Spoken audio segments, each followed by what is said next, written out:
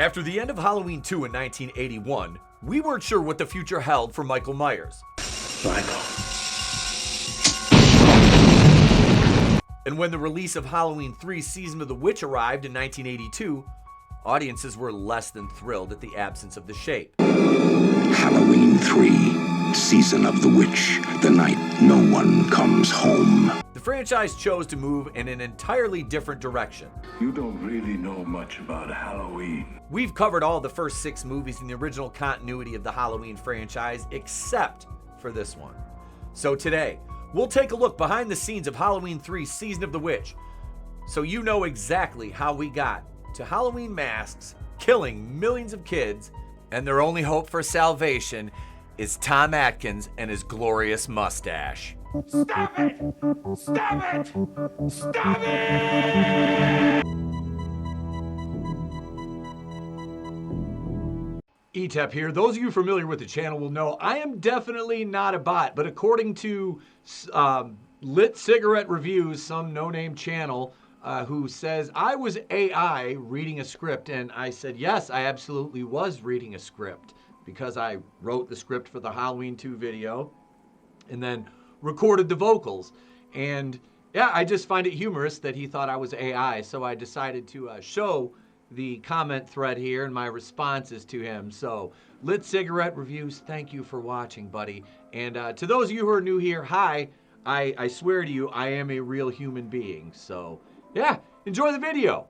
Post-release of Halloween 2, John Carpenter and Deborah Hill didn't believe there was any more story to tell in the Myers mythology, and were reluctant to pledge a commitment. The pair agreed to participate in another project only if it was not a direct sequel to Halloween 2, which meant Michael Myers would not be the focus of the film.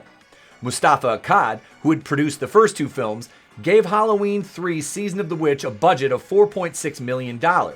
Putting out another Halloween sequel was a roll of the dice, especially given that the titular antagonist wouldn't be returning, nor would the characters of Laurie Strode or Dr. Samuel Loomis. Hell, we wouldn't even be in Haddonfield. This time, we'd be traveling to the West Coast, to a small California town. But we'll get to that part soon enough. It was the last Halloween film that Universal Pictures distributed until Halloween 2018 was released 36 years later. This movie is a blend of witchcraft, technology, and it centers on an everyman protagonist who's in way over his head against forces he can't possibly understand the scope of, in an attempt to stop the ultimate act of pure evil. Original director Joe Dante had enlisted the services of British science fiction writer Nigel Kneale to write the original screenplay, and Kneale stated his script didn't include horror for horror's sake. He went on to say the following: the main story had to do with deception, psychological shocks rather than physical ones. Kneale asserted that producer Dino De Laurentiis did not care for the more psychological approach and ordered more graphic violence and gore. This displeased Kneale so much that he requested his name be taken off the writing credits. Joe Dante would leave just before the start of filming in 1982 in April in order to direct a segment for the 1983 release of The Twilight Zone, the movie. To fill in, Carpenter brought in Tommy Lee Wallace, who was then assigned to revise the script. He explained, "It is our intention to create an anthology out of our series, sort of along the lines of Night Gallery or The Twilight Zone.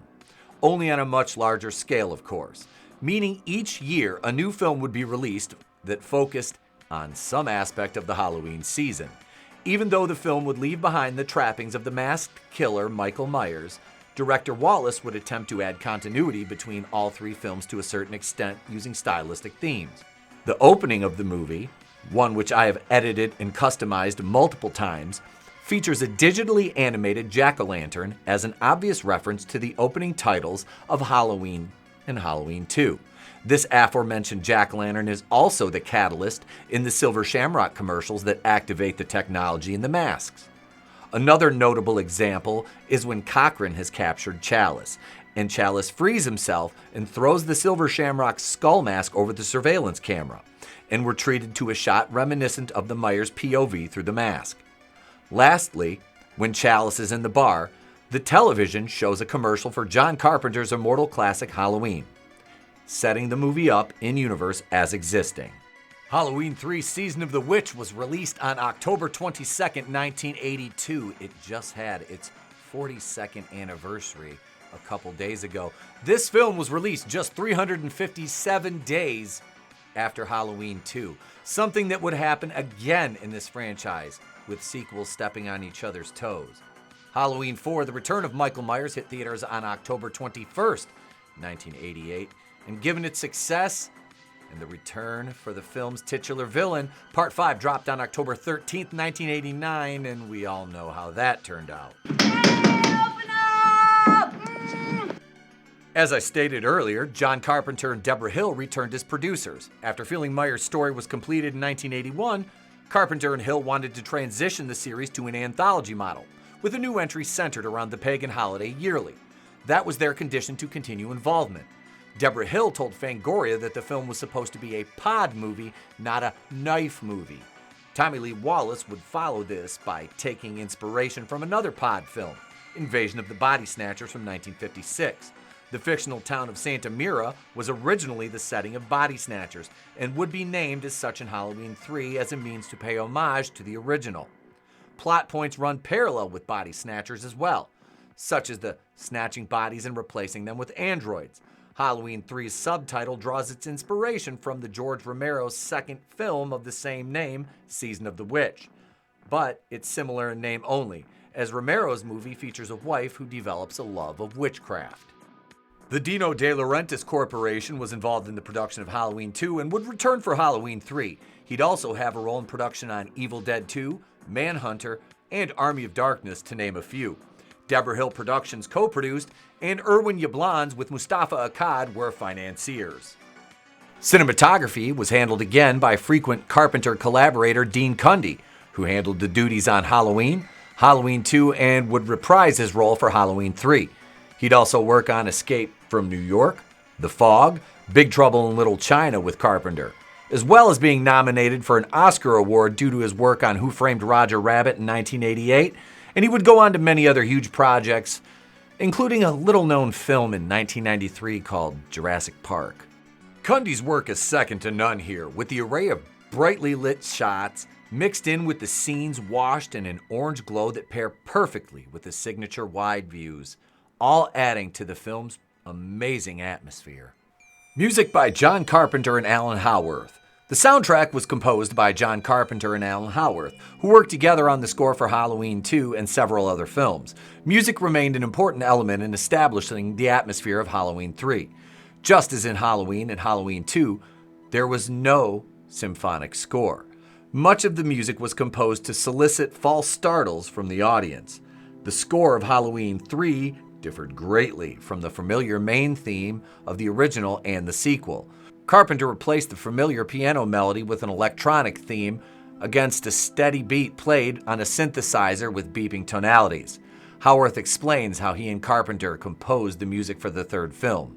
The music style of John Carpenter and myself has further evolved in this film's soundtrack by working exclusively with the synthesizers to produce our music. This has led to a certain procedural routine. The film is first transferred to a time-coded videotape and synchronized to a 24-track master audio recorder. Then, while watching the film, we compose the music to these visual images. The entire process goes quite rapidly and has instant gratification, allowing us to evaluate the score in sync to the picture. This is quite an invaluable asset. One of the more memorable aspects of the film's soundtrack was the jingle from the Silver Shamrock mask commercial. Halloween, Halloween, happy, happy Halloween, Silver Shamrock. Set to the tune of London Bridge is Falling Down, the commercial in the film counts down the number of days until Halloween, beginning with 8, followed by an announcer's voice, done by Tommy Lee Wallace, encouraging children to purchase a Silver Shamrock mask to wear on Halloween night while they watch the commercial. As noted earlier, financier Mustafa Akkad and Irwin Yablans provided the funding for this film, as they had in the previous installments. Halloween 3 Season of the Witch opened in 1,297 theaters in the United States on October 2, 1982, and earned $6,333,259 in its opening weekend. Like its predecessor, the film was distributed through Universal by Italian producer Dino De Laurentiis. It grossed a total of $14,400,000 in the United States, but was the worst performing Halloween film at the time with approximately 4,897,959 domestic tickets sold during its initial release. Several other horror films that premiered in 1982 performed far better, including Poltergeist, $76,606,280, Friday the 13th, Part 3, $34,581,519, and Creepshow, $21,028,755. Special effects legend Don Post of Post Studios designed the latex masks in the film, which included a glow-in-the-dark skull, a lime green witch, and an orange day-glow jack-o'-lantern. The jack-o'-lantern was the only one that was made specifically for Halloween 3. Deborah Hill stated at one point, "We didn't have a lot of money for things like props, so we asked Post, who had provided the shape mask for earlier Halloween, if we could work out a deal." Post linked the popularity of the masks to the film to the popularity of the masks in real world. Every society and every time has had its masks that suited the mood of the society. From the masked ball to clowns to makeup, people want to act out a feeling inside themselves, angry, sad, happy, old. It may be a sad commentary on present-day America that horror masks are the best sellers. Filming for Halloween 3 Season of the Witch took place in the small coastal town of Lolita, California. What a name for a town, especially in California. Familiar food. A milk bottling plant in Lolita served as the Silver Shamrock Novelties Factory, but all special effects involving smoke, fire, and explosions would take place at Don Post Studios. One of my favorite aspects of Season of the Witch is its cast, which is predominantly consisting of character actors.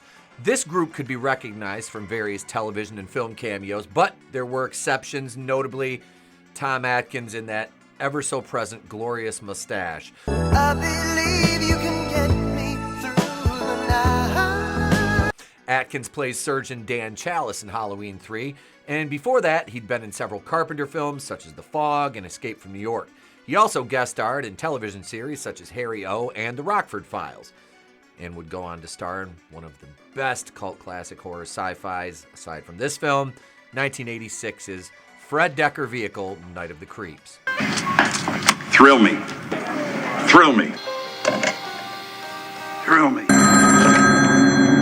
Thrill me. Atkins was playing the lead in Season of the Witch, and he said in an interview with Fangoria that he liked being the hero, and "I wouldn't mind making an entire career out of horror movies." Oh, Tom, we all loved it. Stacey Nelkin would co-star alongside Atkins as Ellie Grimbridge, daughter of the man Harry Grimbridge, murdered by the Silver Shamrock androids, and love interest of Atkins' character Dan Chalice, of course. Even funnier than the age difference was the fact that Garn Stevens, who was Atkins' wife at the time, played Marge Gutman, and she got her face blown off by a laser while Atkins was in the next room plowing Stacey Nelkin. Well, you know, it was the 80s. Nelkin would comment on her character. Ellie was very spunky and strong-minded. Although I like to think of myself as having these traits, she was written that way into the script. According to Roger Ebert, Nelkin's performance was the one saving grace in the film. Oh, Roger Ebert, I always wanted to tell you to go fuck yourself. Prior to Season of the Witch, Nelkin starred in Up the Academy, a Mad Magazine movie. She played alongside a young Ralph Macchio. Yep, that Ralph Macchio.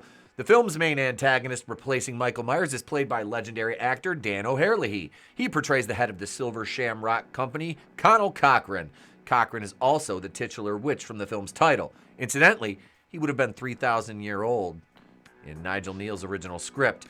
O'Herlihy had played close to 150 roles prior to taking the role of a child-murdering witch in Halloween 3, including an Oscar-nominated performance in 1954's The Adventures of Robinson Crusoe, which I remember watching as a child. O'Herlihy also delivered one of the most chilling monologues when he had Chalice captive and was ready to enact his plan and activate the masks. This I will play. You don't really know much about Halloween. You thought no further than the strange custom of having your children wear masks and go out begging for candy. It was the start of the year in our old Celtic lands, and we'd be waiting in our houses of wattles and clay. The barriers would be down, you see, between the real and the unreal. And the dead might be looking in to sit by our fires of turf. The festival of Samhain, the last great one, took place 3,000 years ago, and the hills ran red with the blood of animals and children. It was part of our world, our craft. To us, it was a way of controlling our environment. It's not so different now. In the end, we don't decide these things, you know. The planets do. They're in alignment. And it's time again. The world's going to change tonight, Doctor. I'm glad you'll be able to watch it. And happy Halloween. Guest starring in the film's ancillary roles were series veterans Nancy Keys, or Nancy Loomis as she was known before getting married, who played Chalice's bitchy, annoying, nagging ex-wife Linda. Series aficionados will know her better as Annie Brackett from the original Halloween. Also present was stunt performer in Halloween 2's Michael Myers, Dick motherfucking Warlock. Jamie Lee Curtis returned uncredited as the Santa Mira curfew announcer and telephone operator. Writer and director Tommy Lee Wallace also provided his vocals as the Silver Shamrock commercial announcer. Halloween 3's Season of the Witch was later released on VHS, capacitance electronic disc, and Laserdisc in 1983 by MCA Universal Home Video and by Good Times Home Video in 1996. DVD versions were distributed by Good Times in 1998, Universal in 2002, and as a 2-disc Universal double feature with Halloween 2 in 2007. The film was released on Blu-ray for the first time on September 18, 2012 from Shout Factory, containing the same special features as the Collector's Edition DVD, which are a commentary, documentary, trailers, and still galleries. Universal released a Blu-ray release of the film on August 11, 2015. An Ultra HD Blu-ray release was released under Shout Scream Factory label on October 5, 2021. The script was adapted as a paperback novelization in 1982 by horror writer Dennis Etchinson, who also wrote the novelization of Halloween 2, writing under the pseudonym of Jack Martin. The book was reissued in 1984. Although Cochran appears to die in the film, the novelization implies that he may have survived with the magic of Stonehenge transporting him away. While the film leaves the open question of whether Chalice was able to get the third network to pull the deadly Silver Shamrock ad, the book conclusively states that he failed as the children die screaming. The movie provides a refreshing blend of old world mysticism and new world technology, all at the disposal of our villain Connell Cochran, who is more than happy to unleash them simultaneously to dispatch with his most hated enemy, children. O'Herlihy delivers Cochran's chilling monologue to a bound and captive Chalice. It's very unsettling to hear his tone matched with his facial expressions, which are ominous to say the least. He caps it off with that flat and disgusted, And happy Halloween. to Chalice before taking his leave and assuming our hero will meet his demise along with millions of others, all donning the Silver Shamrock mask.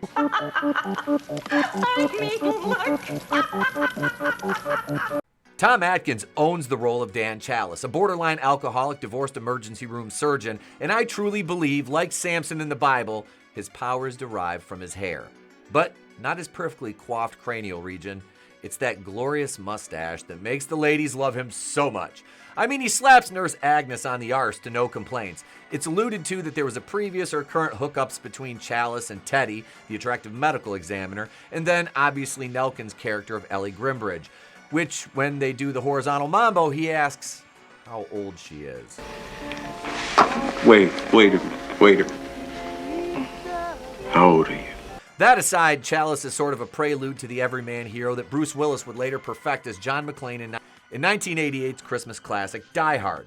Chalice thrust himself into the situation initially out of curiosity, then lust, then a sense of moral obligation to stop the evil which Cochran from killing millions of children, a task someone in his position would be woefully unprepared to undertake. But he adapts as well as he can to the varying situations he's caught up in during the course of his journey. That's one of my favorite parts of slasher movies, is watching an ordinary man or woman going through a transformation and a character arc over the course of a film from average to badass survivor. There's also the question of what really happened to Nelkin's character of Ellie. Was she always an android, or did Cochrane's goons turn her into one only after the abduction at the motel? We don't have, or never really have received, a clear answer on this long-standing controversy, but I have to surmise that she wasn't an android when she met Chalice, because had this been the case, she wouldn't have been capable of functioning as a human with emotions and changes of inflection, given the technology that went into building the androids, as there were still limitations to their functionality, as I said, including conversation, not to mention banging Chalice, which I don't think those dolls were invented for. Anyway, I have the feeling that had Ellie been an android, the coitus would have been akin to married sex, where the wife is just humoring her husband so she can go back to stuffing her face with fucking Pepperidge Farms and watching Lifetime movies. And if you still don't understand me, let me spell it out more clearly. Unenthusiastic sex with a woman who's as cold as a fucking robot. So to put this one to bed, no, Ellie wasn't always a robot. Dan's ex-wife, that's another story. Dan Chalice gets back to the gas station and the same attendant from the beginning of the film that Harry Grimbridge was assisted by from the film's opening scene. And Chalice successfully achieves getting the commercial pulled from 2 of the 3 television networks. But the third one continues to air, sealing the fates of millions of children across the United States. Chalice simply watches in abject horror as the commercial continues to play on the small TV set in the gas station. Dan is screaming that now infamous line. That was Halloween 3 Season of the Witch behind the scenes. I hope you enjoyed it as much as I did making it.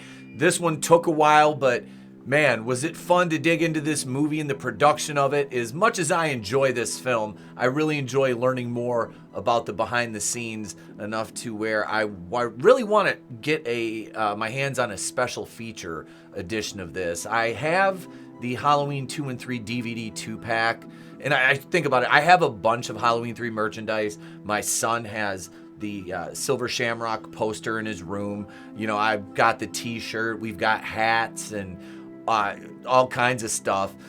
This is a fantastic movie. I don't understand all the hate it gets, but it is a cult classic, and I'm glad to see it achieve the status it so rightly deserves. Leave your thoughts in the comments. Subscribe, ding the bell for notifications if you're not yet. Join as a channel member if you want to. Patreon, you can support us there. If not, like I said, subscribe. It's free. It always will be. I'm Eats Up from Wrestling with Horror. I will catch you guys on the next one. Have a great day, a pleasant tomorrow. Remember, it's always better to burn out than fade away. Stop it! Stop it! Stop it! Stop it! Stop it! Stop it! And happy Halloween.